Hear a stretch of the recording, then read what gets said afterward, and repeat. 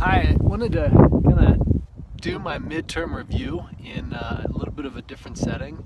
I'm in my backyard and I've been kind of doing a bit of a review of this semester over the last couple weeks and kind of just mulling over what I've been thinking about in regards to my specific topic, but also in regard to the concept of connected learning, which I've been really intrigued by.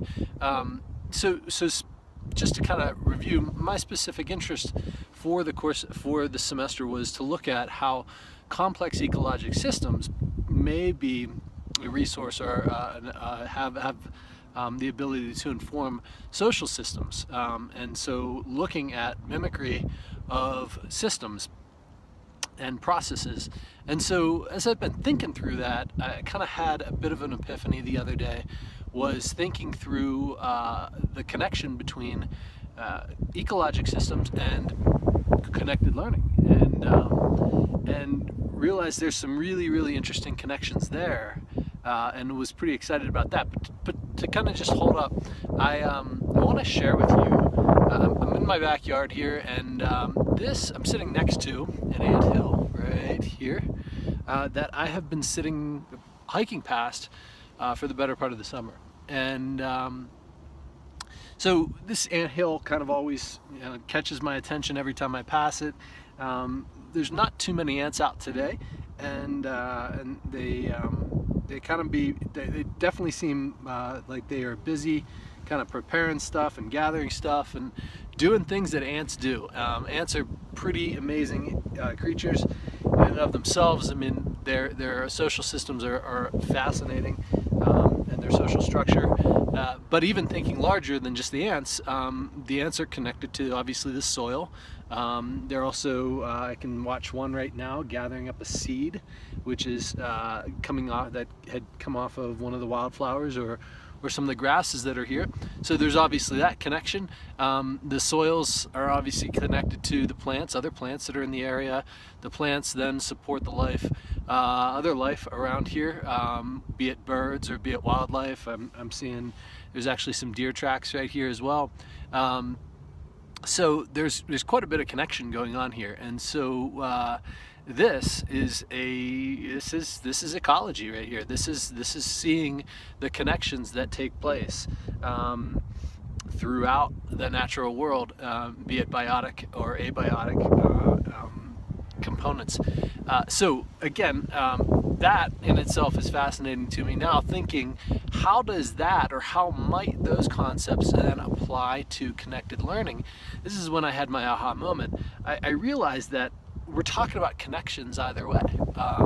Whether it is whether we're talking about connections in learning, or whether we're talking about connections that these ants are a part of, we're talking about connections. And so in that sense, what we have is mimicry.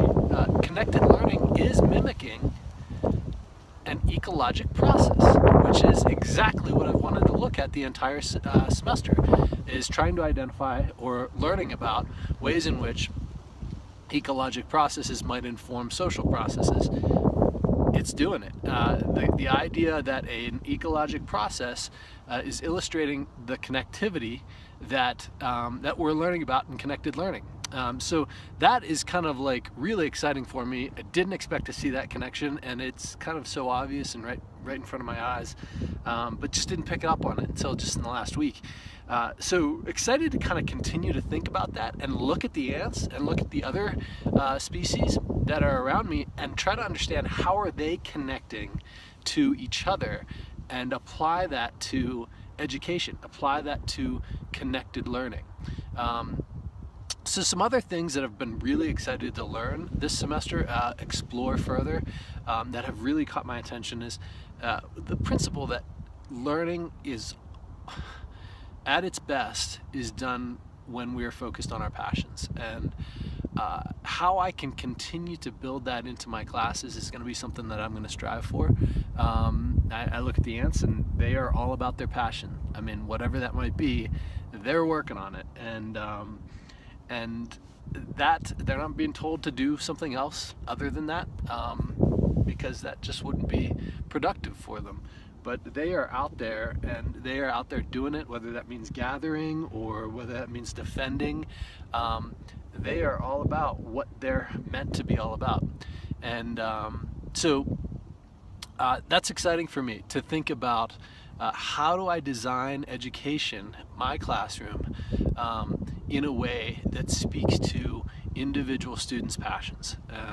And so a second piece that I was really excited about was the concept of introducing play, and I think this kind of ties in closely with passions.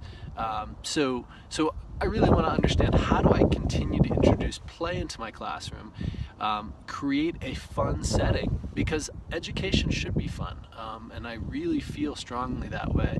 And so, and then kind of just coming back to the concept of connectivity, kind of reinforcing the idea that we learn when we learn from one another has been huge. And so, you know, the open concept, the concept of finding people that share a purpose and passion, people that are aligned with what you are interested in, has been just kind of, I can't say it's a concept that's new to me, but it was a reminder that's so important. Those are some of the key concepts.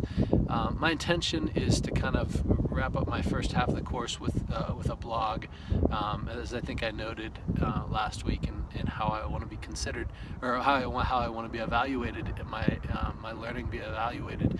I do intend to write a blog on this, with the connection that I see in terms of an ecologic process being relevant and reflecting connected learning. And so, yeah, those are some of the biggest learnings for me. And so as I reflect on this course, as I reflect on this semester and the beginning of the course, those are some of the biggest take-homes for me. So hope this was good. I just wanted to be sure I was able to get outside and share a little bit about this, because this is important. So one last look at our ants. Again, they are going about their business, and it is exciting to see the connections that they're making. Anyway, thank you so much for the opportunity to do this slow reflection, and yeah, thanks, and we'll write more.